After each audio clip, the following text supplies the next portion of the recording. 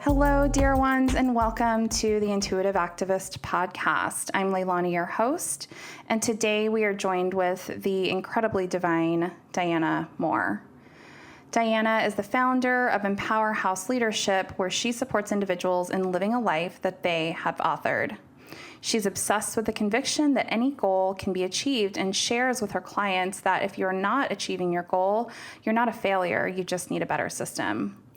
She's been in corporate America for a couple of decades and is pursuing her obsession of eliminating failure of all kinds: impact, wealth, health, and mental wellness, as she partners with individuals in designing versions of themselves that yield results. And when I think of Dianna, gosh, I first think of just the incredible impact that she has.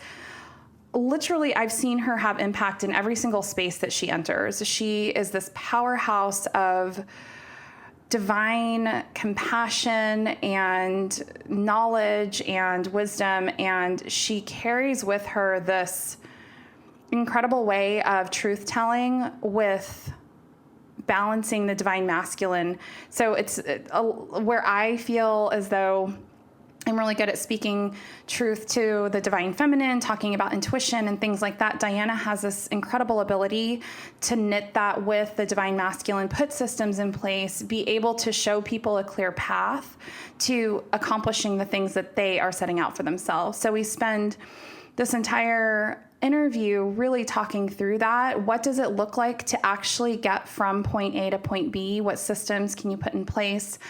And she does it in a way that just really humanizes it and makes it so that it doesn't feel so overwhelming. And of course, you know, with all of the guests that I bring forward here, she also is incredibly intentional about the impact that she's creating in the world.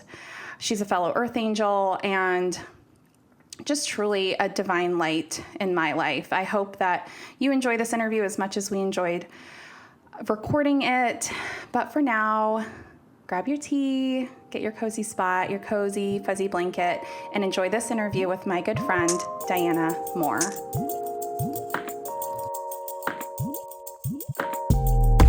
Oh my goodness, Dianna, happy day.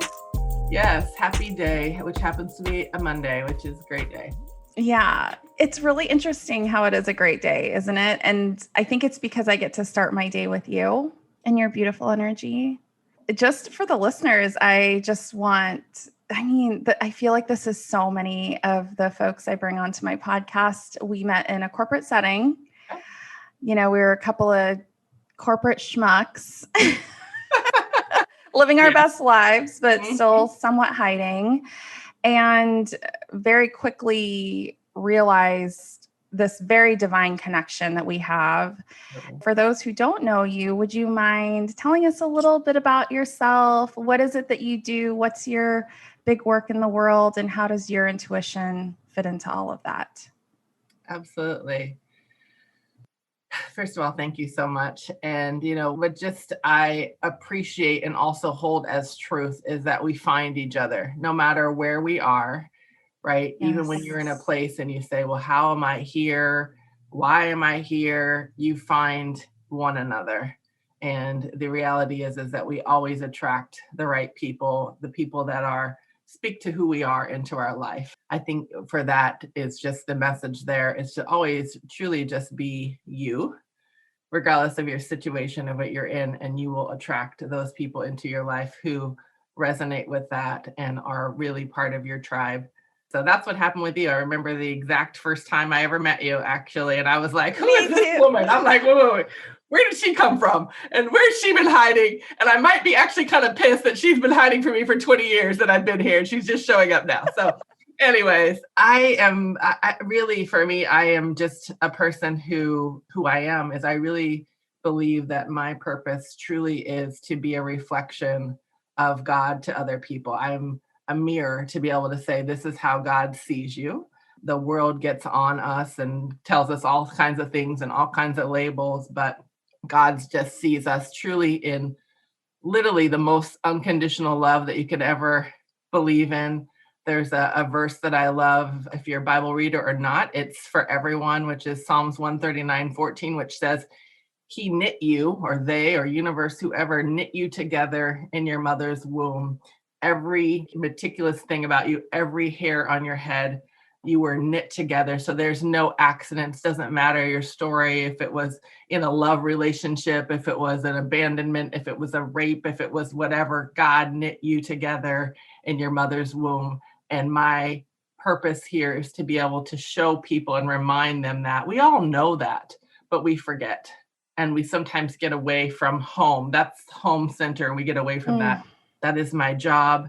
It is, to say a job sounds like work, but actually it's just really truly an obsession. I know that's the word right now. I'm obsessed with this and obsessed with that, but truly it is. And it's something that I've known since I've been itty bitty.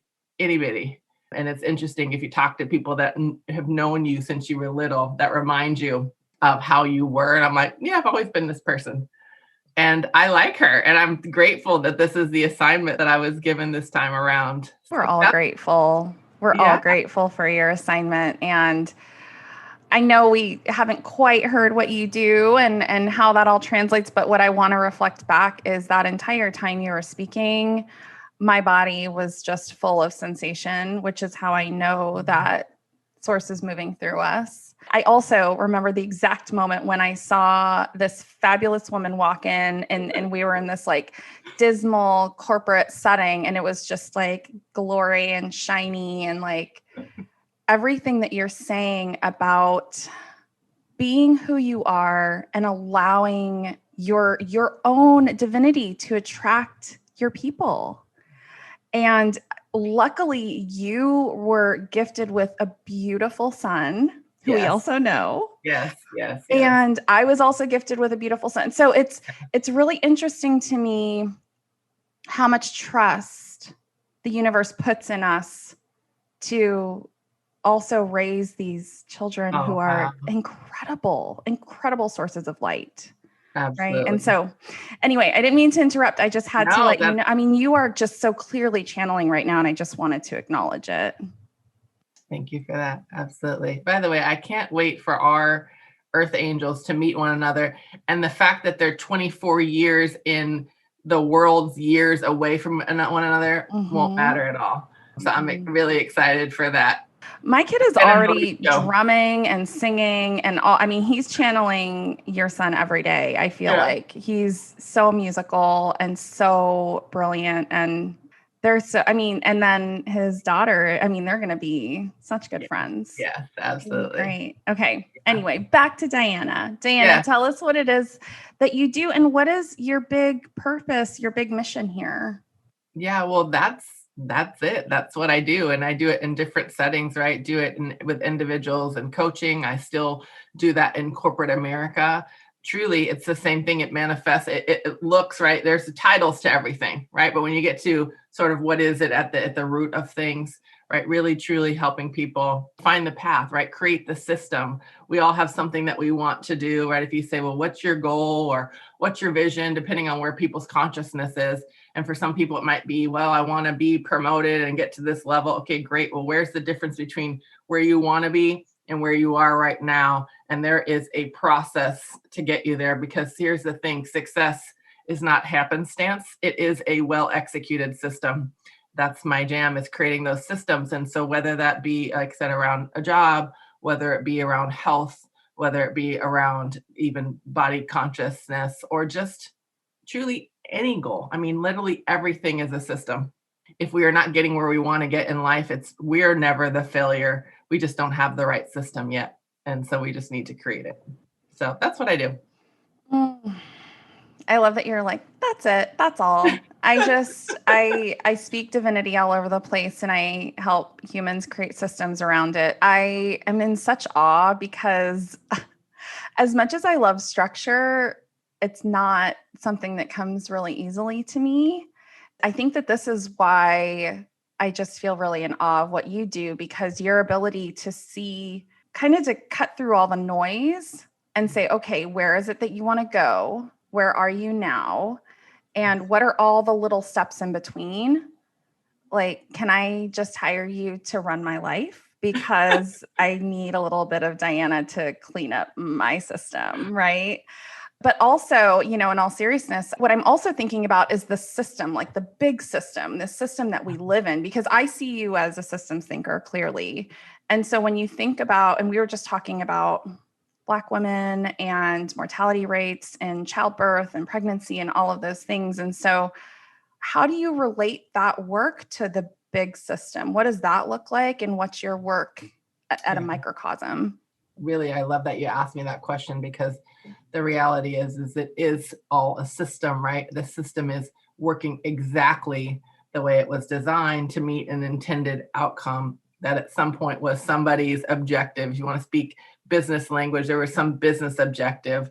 And maybe that's a whole nother podcast about systematic racism, oppression, sexism, all those things. None of those things are an accident. Where, some of us, not us, but some of us are waking up to these realities and like, oh, I can't believe. And it's like, well, yep, it's because it's doing what it's doing. It's a system, right? And so when the objective changes, so whether that's a business objective or your personal objective or the objective of peace. I know this is very corporate speak, right? But I think sometimes people get lost in what they say, the foo-foo-ness or whatever. And the reality is all of this is systems. And so, it's just, for me, is I've always said, so years ago in my career, probably down back to 2006, so however many years ago was that. I'm an accountant, but I don't do math. So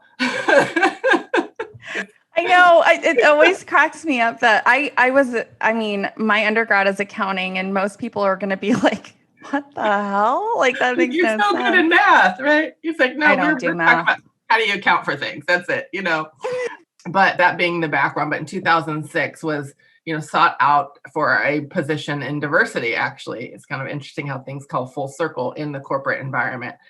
And so passionate about that. That's what I, volunteered outside of work, doing things since forever, right? For as long as I can remember, back to even high school and the Black Student Union and all those kinds of things. So anyways, sought out for a position in diversity. And I thought to myself, am I more effective sitting next to somebody who's never worked with someone that looks like me? First of all, racially ambiguous. People don't know. They know I'm not white, but they don't know what I am. Unless you're from the South. If you're from the South, everyone knows, like, that's a Black woman. But outside of that, people don't necessarily know. And if you're an international crowd, people are asking me, am I East Indian or am I North African? I'm so grateful for this vessel that I'm in, because there's no barriers, not even international. Wherever I go, people are, you look like my neighbor, except for if it's Eastern Europe. And then I get to talk about my Jewish roots, and then I'm good there too. Grateful for that vessel. But so I thought to myself, am I more effective coming up being the diversity lady? So when Dianna shows up, I've got my diversity hat. Everyone knows I'm going to talk to you about diversity. And so we can all be attentive or whatever. And then we go back to our real life and our real job. I realized that I'm more effective by sitting next to somebody working in a very technical field, like no BS, making big decisions, and they're interacting with me. They've never, sat next to, a lot of times even a woman, because it was a heavy engineering environment. And then you got 5'11" and 8 pounds of hair. When this stuff is dry, it's woo.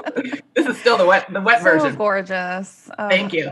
I've had so many questions, at work about different things. And I've always seen myself as a bridge. And I would guess that, growing up, that probably was that idea, I guess, deposited in me, and that I come from two very different cultures just in my home, right? And so to have a Jewish, Eastern European, New York Jew with Black American South, Deep Bayou, Louisiana South together, and, different race, religion, social economics, culture, and all those things, but both very strong cultures, to see myself as a bridge between people. And so that continues even in the corporate world, right? As a young person, to say, no, I need to sit next to people that have not ever been exposed to the Black experience, the woman assertive experience, the women in leadership experience, and that's how I would share about our differences and how we really actually are all connected. So when you said a bridge, your phone chimed. So I'm really curious, like, what that means. Like, what that felt important. Like, that feels like, as we're speaking on all the ways that you belong and don't belong, like, in of the earth. And then I heard the bridge chime. So, Yeah. what does being a bridge mean in this work that you do? And you're also, may I say you're an earth angel? Yes, absolutely. So you are also an earth angel. So what does it mean to be a bridge? So a bridge is, if you think about kind of the structure, right? It's constant, it's reliable, right? It helps us get over something that could be dangerous, right? We wouldn't be able to cross without having this cover.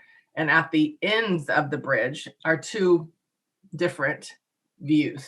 If I'm standing on this side of the bridge, I get to see the other. Maybe I see across the water and the mountains. And if I'm standing on that, think about Seattle.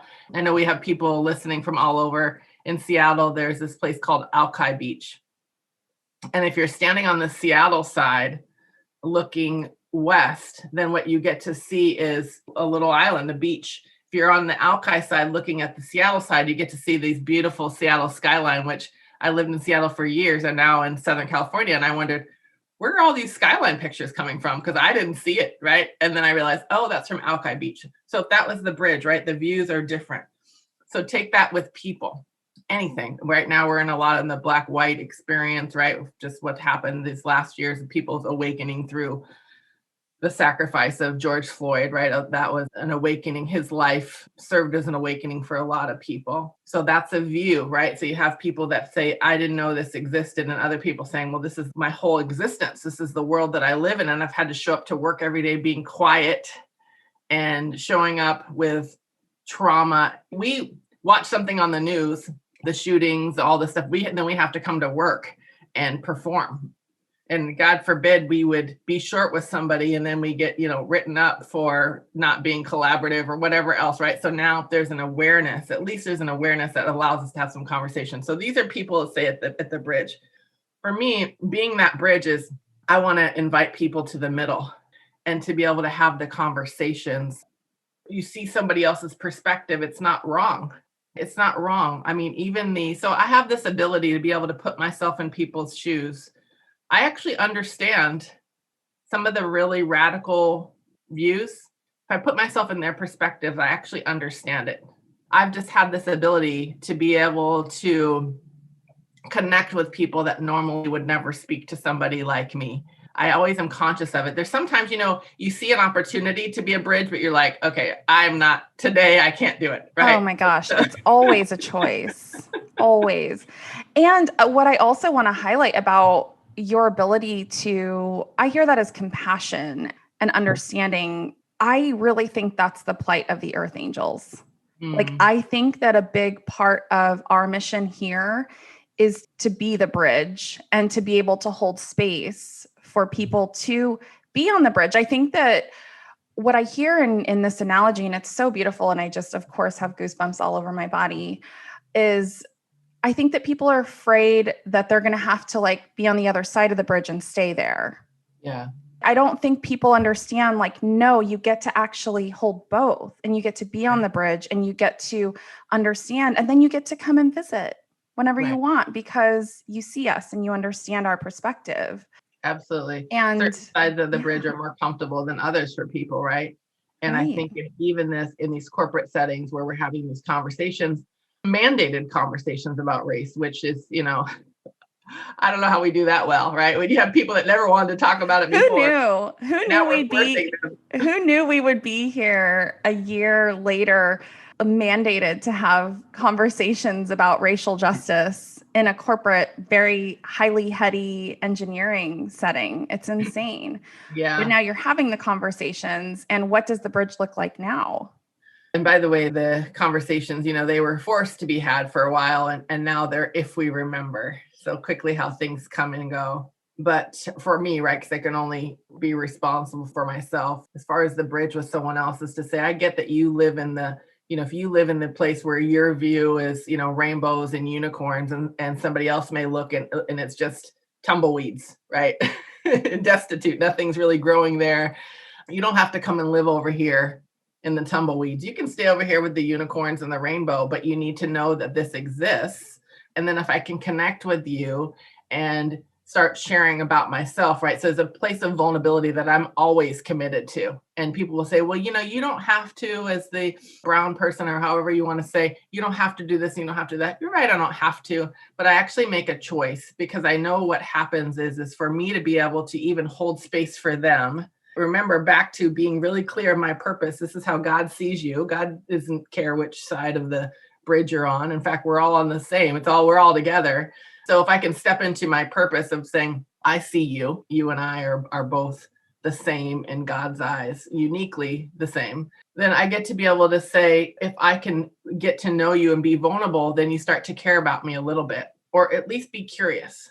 So now that if I have your curiosity or a little bit of your care, then you know this other things exist. So now when you maybe, you're sitting amongst your friends over in Rainbow Unicorn Land and someone says something that's just not true, but it's been a part of this system that has us thinking that all Black people are lazy, dangerous, or whatever the narrative, life doesn't matter, right? You can say, well, wait a minute. Actually, I have this coworker that I've talked to, and she shared X, Y, and Z with me. And I just know that that's not true, right? And so these little seeds start to be planted. Our job is just literally, for most people, I said, if you could just plant the seed, you don't even have to worry about watering it. That will take care of itself. Some of us are the waterers, and some of us are going to be tilling the land, but everybody has a different level of work.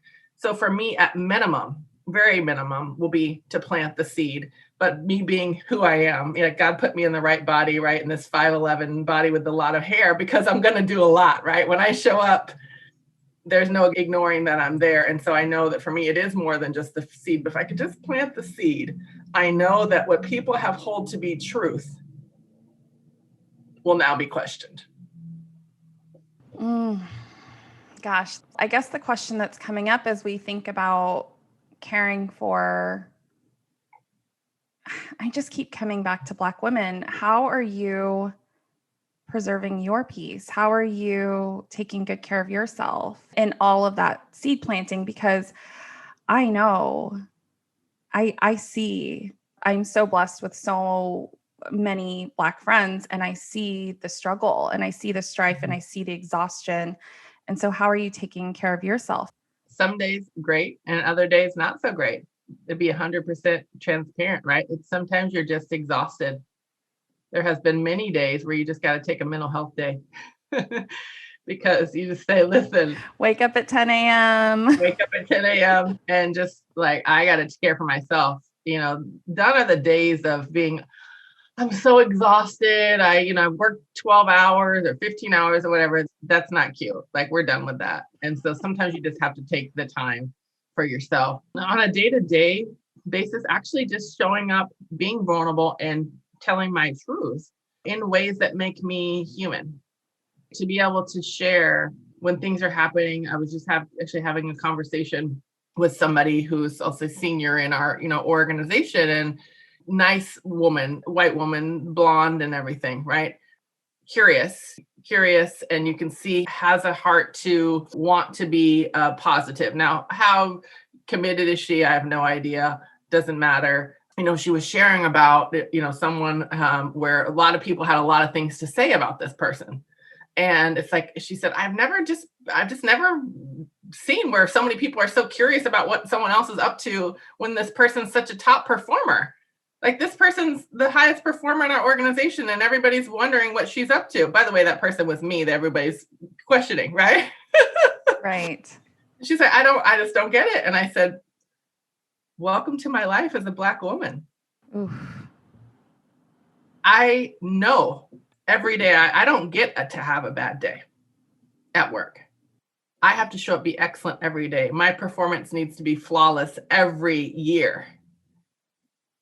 And you get that, I don't understand why you're not X level yet. Welcome to my life. Because maybe the 10 years is not enough. The 10 years, year over year that I prove it, have not been enough. And then some would question, as I always get, well, why are you still here, right? Why are you? Because we don't have choice. This is part of the work. Don't feel sorry for me, anyone, in the way that, why am I still here? It all has to do with bigger work that I'm up to. And that bigger work is what? The bigger work, we'll have the great reveal at some point. But the vision is always the same. If someone will ask, or I ask with people, what's new and good? For me, it's all good and nothing's new. The vision's clear. The North Star has always been right there, and we're continuing to march to it. Some days you make 3 miles of progress, and other days you make 1/4 of a mile progress. It's still there, but basically it is all about being able to share the message, offer the service, the gifting in a bigger way, to be able to help more people. What I know is true, every day that I'm not acting and walking in my purpose, there's somebody's prayer that's not being answered. Ooh. That is one of those things that, could sound, people say, well, what do you mean? But the reality is that we all have gifts and we all have talents. And somebody right now has a problem that's really a true thorn in their side. They're like, I can't move forward with this thing. And there's one of us that has that solution. And every day we're not walking in our purpose, there's somebody who's suffering an additional day. I have tears in my eyes. That really resonates with me. And also, it doesn't stop with that person, because that person's suffering is connected to all of our suffering, the collective suffering. And every day that we choose to go against our purpose and we say no to sources, God's plan for us,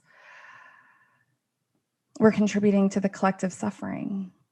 I hear you saying, every day I don't choose my purpose, somebody's prayer doesn't get answered. It really helps me remember why I'm here.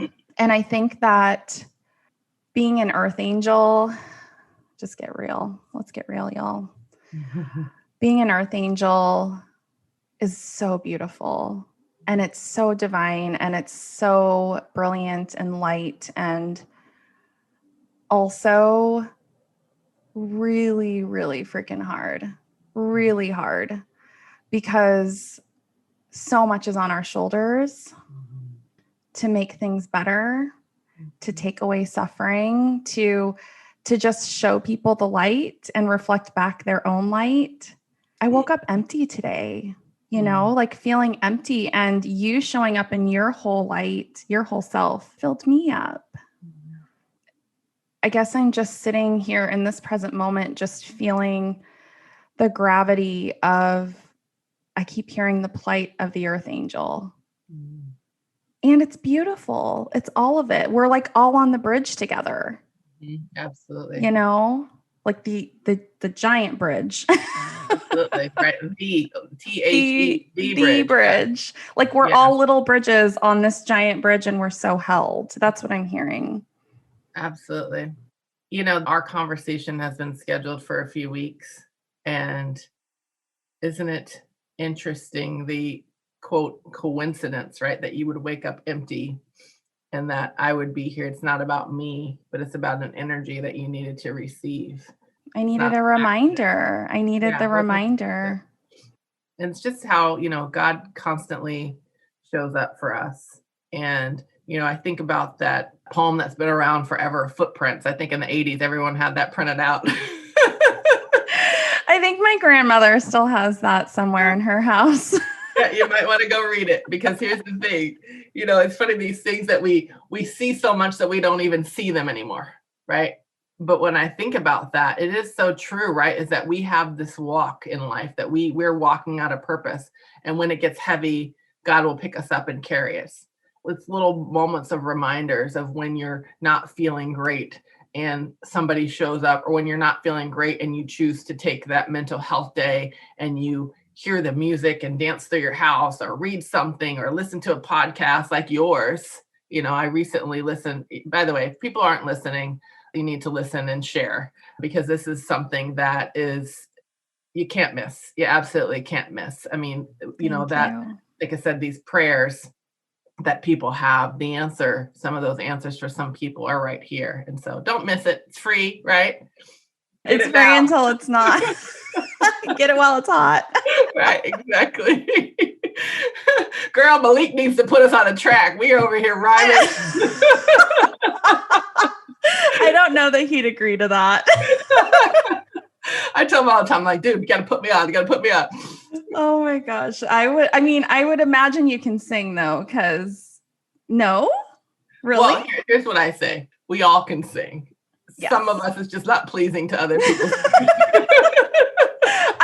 I just assumed because you're an earth angel, but maybe your gifts are just a little different. You know, it is crazy. I sing all the time. I was telling Ricky yesterday that my life is like a musical, because when I am in flow, when people say something, a song will pop up. And so yesterday we woke up and he said something and this song I was like, you remember this song? It was like from the 80s. He's like, and he starts singing a song. I'm like, no, that was a good one, but it wasn't this song. And I pulled out some song by some group, I think called D10. I don't even remember. 10cc. Anybody heard of 10cc? The thing we do for love, the song. Oh yeah, I remember that song. Yeah, like, I didn't know it was 10cc. Me either, but thank God for the internet, and you can just put in a few words and it comes. But this is me all the time. Like, you'll say something and I just start singing a song.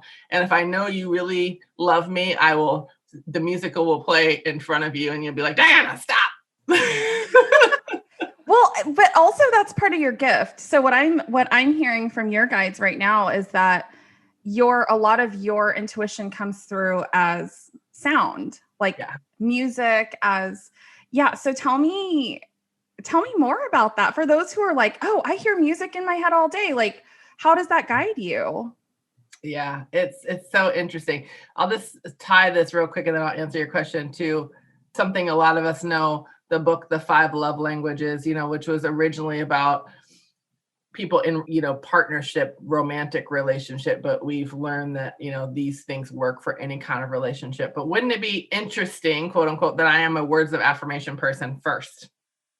I don't know that I would have guessed that for you. Really? I am too, by the way. Maybe it's an angel thing. I don't know. Yeah. And so the music, those are words, it's sounds, it's beats, it's rhythms. I would be remiss to say that some of this is not coming from ancestors as recently as my dad, that ancestor, where, it's just a song and playing the flute. By the way, my son is my dad. I feel like somehow part of his spirit reincarnated because they look just alike. It's so crazy. But, just always had music around. That was just part of our life. We always had music. I have music playing, but I can tell you a song comes on. If I know it, if I've ever heard it, I can tell you where I was, what part of my life, what was happening in my life. I can remember what outfit I wore to some concert. I mean, it's just music is tied to memory for me. And it's interesting how I can get access to things that I didn't even know were still there when certain songs come into my consciousness. And so I just also believe that for us now, what we have to really protect what goes in. So that's what goes in your ears, so what are you listening to? Doesn't mean it has to be whatever. I mean, I listen to, trust me, I'm like ratchet and gospel at the same time. You know what I mean? Yes. I will be like, I know all my Megan Thee Stallion songs, and then Tasha Cobbs, who is like amazing gospel music. So it all exists together. It has to. You're a bridge. Yes, absolutely. Absolutely. It was funny. We were in the car and a Megan Thee Stallion song came on and I literally was like rapping every word. And my niece who's 21 in the back, and then Ricky's nephew who's 23, they're like, how do you know this? I'm like, how do you not? Oh, snap, Dianna. Dropping knowledge on the 20-somethings. I love it. Yeah. Just with music is like, we have the power to control our environment. And I get that, sometimes some of us are in spaces, not all of us get to work from home and, have our own businesses or what have you. You got to go to work and maybe, you don't have control over what music is playing over the loudspeaker, if there's any, or what people are saying to you. Even if it's 12 hours of the day, you still have 12 where you get to choose. And so to be really cognizant of what goes in, what do you listen to? Like I said, podcasts like these, what music are you listening to? What are you watching on TV? You don't have to watch the news if you don't want to. So for me, music is just it's like the rocket fuel. It's your ambiance. Yeah. Turn it on in the morning, get ready. I love, like, urban Latin music, like love, love, love. And so trust me, I'm doing bachata and salsa in the bathroom by myself. And in my mind, I'm like ready for, there's this club called Mangoes in Miami where the women dance and the men too on the counters and like these amazing dancers. In my mind, I'm ready for mangoes in the morning. In my mind, I am that person on the counter. And in reality, I can't even look at myself when I'm trying to like salsa and stuff because it's like, it's not cute. But I'm still going to try. Yeah, we're going to do this. Okay. I'm saying this right now that we are going to have, whether it's a weekend or a day of bringing women together, and there are going to be a dance party. So we're going to have I love dance. Don't get me wrong. I'm like you. I'm like, I will dance. To be fair, I did dance for a couple of years in high school. I've done the dancing thing, but for some reason, like Latin music, I just feel like, I can't do. But I love what you're saying about creating your environment. And the message that keeps coming through is for folks who are starting to identify what their clair gifts are. So you're very clairaudient, which means that you get a lot of information through your sense of hearing. I'm very clairvoyant, which means I get like visions in my third eye. But I'm looking around at my apartment right now and I'm like, no. Like, this is not divine. And so how can we quite literally clean up our environment so that we are not blocking the energy that is already on its way to us? How are we creating spaces that are conducive to manifesting? So I guess I'm cleaning my apartment today. Mm-hmm. And it's like having beautiful art up and having more flowers. And I know that sounds so simple, but I am on a journey of self-love. And in order for me to love myself, I have to honor the ways in which my gifts manifest, and that is through my vision. So how can I create that in my environment? So that was a big thank you for that, Dianna, because it kind of helped me understand why this disconnect is bothering me as much as it is. And I will just say this, people already know how to do it. And if you just do this, is to say, if I don't love it, it needs to go. Ooh, yes. Everything. That's light scary. You love that light, or is it there just for light? Great. I love that light. Stays. Then that stays, right? And by the way, this is our closet too. But so what if you want to have Hulk smash on one wall and a Picasso on the other? That's what your room is supposed to look like. Because if you look at that and it makes you, I have art. It's interesting. My son's partner, Shira, when she first stayed at my house for a weekend, I was gone. She wrote me a lovely note and she just said, I look around and I see all of these powerful women. I have art. Art is one of the things I invest in. And I have some that didn't cost them and some that cost a lot. But there's a theme of women. I love that. Yeah. And so it's just, putting things up and, if you don't have a budget for art, that's okay. Guess what? You can go and get a magazine and you can clip that out. And you can put a little border around it. You go to Ross or TJ Maxx or whatever and get these things. It's great finds. Literally, you can redecorate your house for $50. You can create it. You can paint it, right? Absolutely. I mean, I think we tend to talk ourselves out of these things very quickly. Like, oh, well, I don't have the money for that.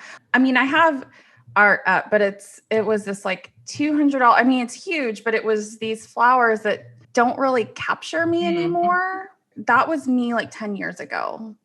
And right now, all I want to see is like giant angel wings. That's what I want to see. And so, so you're just so inspiring, Dianna. See, this is why I need you to run my life. I need you for my systems. I'm here for it. Oh my gosh. Those flowers are going to bless someone. When you take things to Goodwill, again, just like someone's waiting for your message, someone's waiting for your things. Somebody has a spot in the house where those flowers are, we're going to come home and they're going to look at those flowers and it's going to bring them so much joy. Oh my gosh, Dianna, you're speaking so much truth. And I love how because you even see people as a system. Like, absolutely. We're all so interconnected. Absolutely. And every choice that I make to let go of something means that someone else gets to receive. The blessing. All of those Goodwill bags. I'm like, I haven't seen it yet, but if I could see somebody someday walking down the street and something that I was holding on to, because if I could just lose 10 pounds or whatever. And, regardless, here's the thing I tell people all the time. when you're holding on to clothes specifically, like, oh, when I lose 20 pounds, first of all, that thing is not serving you. But on top of that, when you lose 20 pounds, you're not going to want that old thing. You're going to want to go shopping. You're going to want to go shopping. So why hold up space where you have no room to receive, right? Because if the storehouse is full, the closet, the apartment, whatever, there's no room, your life with people that aren't serving you, there's no room to receive something new. That thing is waiting. It's like in a queue. It's like a queue. It's waiting in the queue for there to be space. It's like you're driving up to Target. It's Black Friday or whatever, right? And every parking spot's full. Well, there's a queue coming in. That's your life, waiting for those parking spaces to be available. And as you're holding on to crap, people, things, jobs, whatever, as long as you're holding on to that, there's no space for that thing that is really for you to come. So clear it out. Spring cleaning can be any day of any month. It doesn't have to be in the spring. I love this. I want to stay on this topic because this notion of letting go, and my listeners know the last 6 months, really the last year, has been a huge exercise in letting go for me. So letting go of my corporate role, letting go of my marriage, letting go of a lot of the roles that I was playing in my life, letting go of expectations. It's just really sitting with me, that creating that absence. My role in my corporate role was pretty great. Oh my gosh, pretty great. And yours made mine better, by the way, just to be real. Oh, thank you. It really did, because I got to see what it looks like to make impact and also just be you in all your greatness. That's all I ever want. Yeah. You gave me a tribe. I thought I was over here on a boat by myself, Oh, so you are my people, Dianna. Oh my gosh. But it was really hard to let go. I had great bosses. My life was beautiful, and still I wasn't walking my path. It was a season, and it certainly was something, it was difficult to let go of. But now I think of who came in and took my role after, just the impact that I know that she's making, because she's also an earth angel. And it's so beautiful. Like when we release and we let go, my ex and I, it was mutual. I mean, it wasn't mutual at first to end the marriage, but it became mutual. And I couldn't have given him that gift without the space that I needed, right? For him to see that, wow, actually, I think we're both ready to move on. And to think of how happy he's going to make somebody else, and vice versa. Like he deserves to have somebody in his life that completely sees him. I guess it's just really resonating with me, everything you're saying about the importance of letting go so that the rest of the plan can come into fruition. And when we hold on and cling so tightly, especially out of fear. Yes. For instance, like I held on to, I call them my fat pants. I held on to my fat pants forever because I'm like, well, who knows? Like I might blow up again or whatever. I mean, it was never, but you know what I mean? Like pants that were 2 sizes too big and it's like, what? What am I doing? This is completely fear-based. And then somebody else can have some beautiful pants that didn't have them, I don't know. It's just really sitting with me that the consequences of us letting go. I don't really have a question. I'm just like, really, I'm like your hype woman. I'm amplifying everything you're saying. Yes. Well, I think also too, that holding on to is our teaching of survival. We come from backgrounds where the system working well meant that we had scarcity, right? Oh, that yes. was the system working well. And so we have this where you got to hold on to something, because so what if the pants are two sizes too big? They're clean. They don't have holes on them. And you got an extra pair of pants. Yeah. Use a belt. Right. Exactly. That's what I was raised to. Like, oh, your belt doesn't fit. Put some holes in it. Right. Accessorize that thing. You know what I mean? We will take nothing and turn it into something, right? Exactly. And don't even get me started on that. But when it comes to fashion and food, all these things, the bone broth and all this stuff, it's like, This is stuff that we made good because we had the scraps and now it's gourmet, Right. come on. I know. It's funny. Malik actually said the exact same thing, like creating something delicious and beautiful out of nothing. I mean, I grew up in poverty. I know what it's like to have to create out of nothing. And the downside of that is living in the scarcity mode. Right. So how do you personally, Dianna, I mean, you have I see you living in abundance and in enoughness. What was that process like for you? And what would you tell women coming after you? Well, it's a constant. And that's a good news for some, and other people are like, dang, I just get to do it one time and it's done. It's like the gym, right? You don't go one day and you say, I'm fit. That's just what I tell myself. Just kidding. Right? Or I drank this, green juice here and I'm good. That's it. It's every day, particularly when it comes to the mind. Right. A mindset thing is not like, well, I read one book or I do one podcast or whatever, and I'm good. It's, stay in it every single day. And we call this work, but really it's not work. It's part of our being, right? We have to reprogram that it's like personal development is work. It's like, no, this is just like I get up in the morning, I brush my teeth. I hope everyone else does too. Actually, that's where the masks have come in handy. Let's just say, the masks aren't all bad. It's so funny. Gosh, a year and a half ago, I'd never been a counseling person. My mom's a counselor. And so if you stub your toe, it was like, go to counseling. And so, it was the defiant person in me was like, no counseling. And a year and a half ago, I started going to counseling. And, I had a good, quote unquote, reason. My dad died in an accident. So that felt like a good enough reason for me to go. And it's been pretty interesting because the reality is we all, I think, would benefit from having somebody who takes a stand for us. You don't go because something's wrong. You go because something's right, because hey, guess what? My time in this body is short. And if there's any roadblocks there, I want to move them so that I can get past that, right? We want to compress time frames. And so for me, it's been finding ways to compress time frames. And I've said before, your podcast, in 20 minutes or in 40 minutes, you can literally essentially get more than you can read in a book.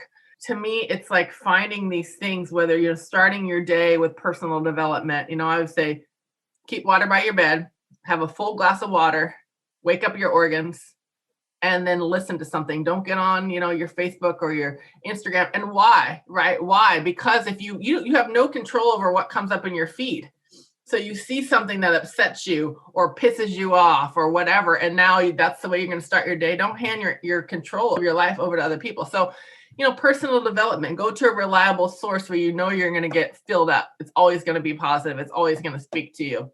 So that's for me, is just being committed to staying into living this, what I say, destination Diannaville. That's the end, right? When I get there, I know that's when it's time for this body to retire. So I'm always working towards destination Diannaville. And part of that fuel is constant personal development. I want to live at destination Diannaville. We're having a good time over here. Sounds so dreamy. And I guess I just want to say, and this is your ancestors, your dad, of course, Forrest, is here for all the world to hear. He just wants you to know that, well, he's crying. Was he a crier? Every now and then, not very rarely, very rarely. Well, he's crying now, and he wanted it to be very clear that he's crying and that he never in a million years thought that he would ever deserve to have someone who brings as much light into the world as you. And you are just such a gift, Dianna, to all of us. Your joy, your ability to be a bridge, your compassion, your deep way that you see the world, the light that you bring. Destination Diannaville is here. That's what I'm hearing. It's not actually a destination. You're living it every day and you're living it in the present. And we all love you so much. Thank you. And thank you to Dad. Thank you. He's so cool. He's so cool. Like, he's just always macking on me. I'm like, Forrest, you can just step off, buddy. He's too young for you. He's too young for you. He's so cute though. I just So, want to share one thing with yes, you real quick. please. So my birthday, my mom has this gifting of collages. She makes the most beautiful collages. Takes an old card and makes it into collage. But inside, she calls it soul collaging, by the way. In the inside, there was a letter. It was a letter my dad wrote on January 5th, 1993. Malik was born January 8th. I don't even remember getting the letter, but somehow she had it. I don't even know. But he said in the letter, maybe when we're done, I'll read this short portion to you, but it just said that, he said it just how fitting it was that his first grandbaby would come through me. Mm. And that he had a good feeling about the choices that I was making in my life, and that everything was going to be great with me and the baby. And he's such a light. Oh my gosh, such a light. And now our listeners know him as well, Malik, if that wasn't clear. It's just so beautiful, Dianna. With Forrest here, I'm feeling called to ask you what your bumper sticker is. So what is your bumper sticker? Advice according to Dianna? It can be corny, whatever. My bumper sticker. I just get one. Gosh. You can have more than one. Because you're a bridge and I don't know that you'll settle on one. There's this one that is, it's not, I don't know that it's unique to me, but it is take the trip.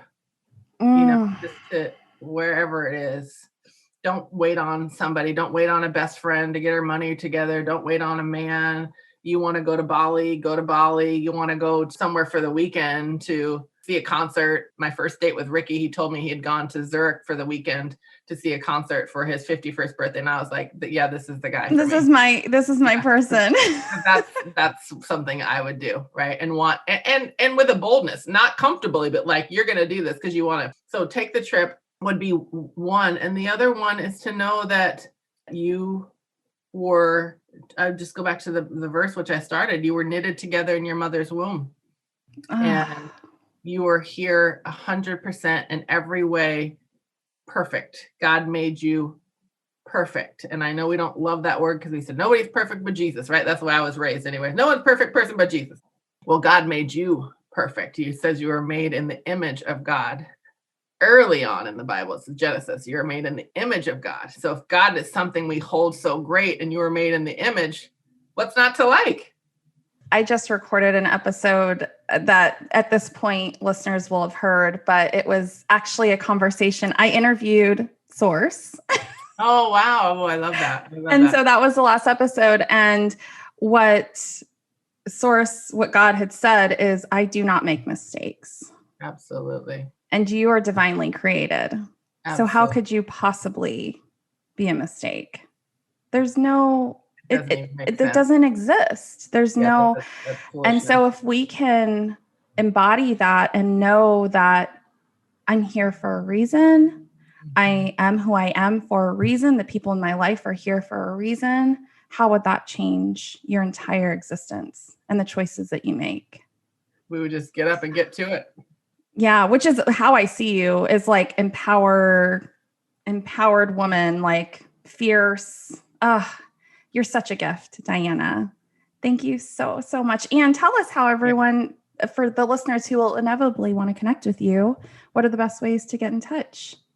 Honestly, it's really just by sending me an email. I have been on a social media just pause, wanting to live intentionally. And so anything that I put out there, I want it to be, at this point, directly aligned to the work that I'm to be doing. And so I've just taken a pause on that. Maybe you could just add my email to the notes of the show. Absolutely. And that's the best way.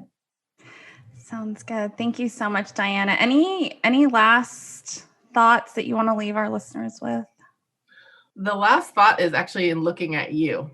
So in looking at you, Leilani, earlier when you were sharing about, just big changes in your life, I saw your face as you were 12. I don't know what was happening on your life when you were 12, but your face, I would love to see a picture of you 12, because whatever this shedding has also shedded age. To me, your face is as youthful as it was when it was 12.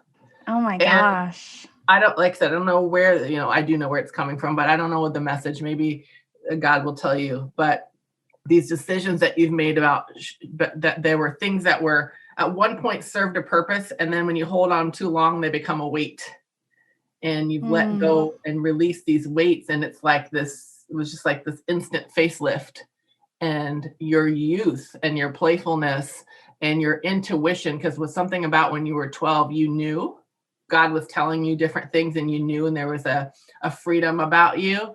And she's come back. And Oh my gosh. So I was thinking when I turned 12 is when I started to put expectation on myself.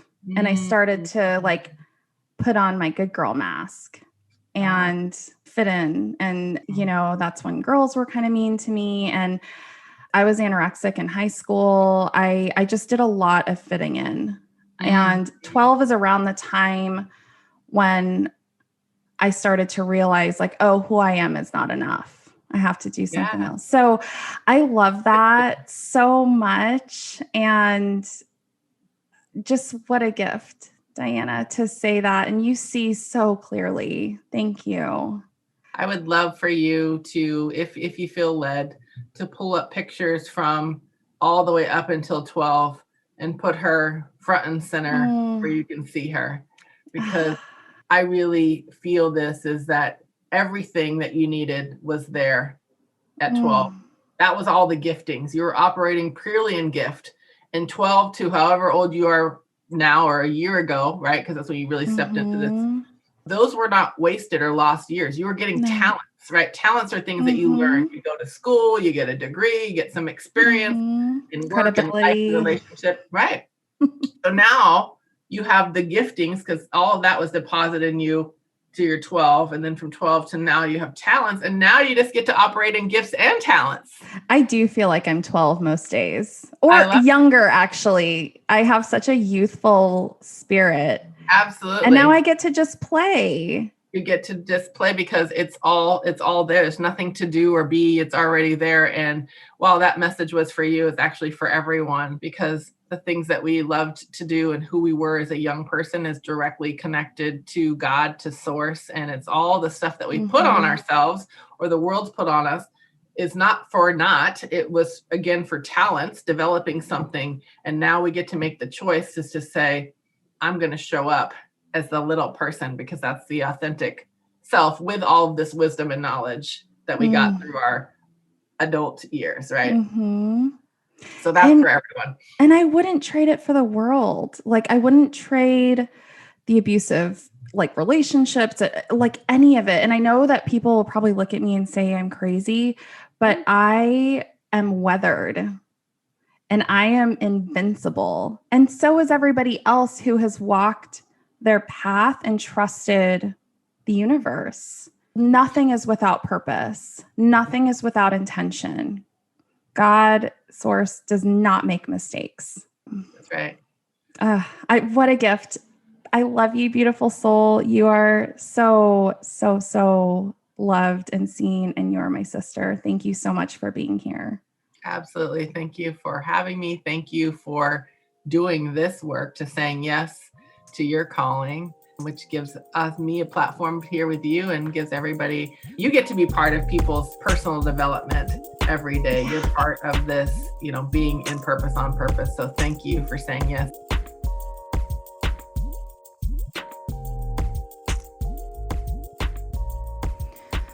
Friends, thank you so much for being here for this conversation. I am just in constant awe of Dianna. She has this really important and critical ability of allowing us to see our own humanity, see the desires of our soul, and then be able to create a pathway to getting there. I think the ways that she addresses systems and creating systems in order to get what it is that we truly desire on a soul level, I think it's just such an important superpower. And I just hope that you are able to take some of the wisdom that Dianna shared today and implement it in your own life, Perhaps it's one small thing you can do today to create a system so that you can begin reaching for what it is that your soul is already craving. So with that, thank you again for being here. Do reach out to Dianna, connect with her. If you'd like to connect with me, you can find me on all the socials at Shaman Leilani. For now, be still, my friends, and live into your impact. So good to chat with you, and talk to you soon.